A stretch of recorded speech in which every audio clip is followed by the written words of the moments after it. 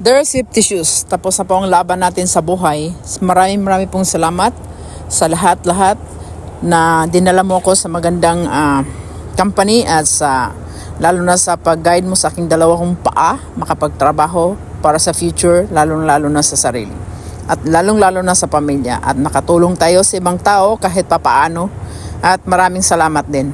So, this is it. Mag-move on na tayo. Salamat sa Dakota ko na shoes.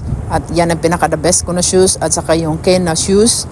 Na safety shoes. Napakagaan. Yung isa at saka yung isa mabigat. Ang importante may spare ka na shoes. Mabigat at saka magaan.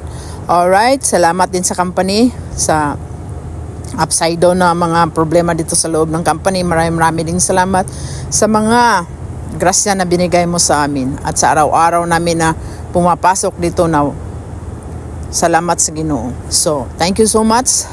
See you around. Salamat din sa mga kasamahan ko at inalagaan nyo kami. Alright, this is it. Thank you ng marami. God bless and happy safety shoes. See you around. Maghanap naman tayo ng ibang paraan para naman tayo mabuhay at makatulong sa mga kunting-kunting pangangailangan ng ibang tao. Kaya, thank you so much. God bless to me and mag-iingat po ako palagi para sa kinabukasan sa pamilya at sa mga taong nangailangan pa sa akin. Thank you.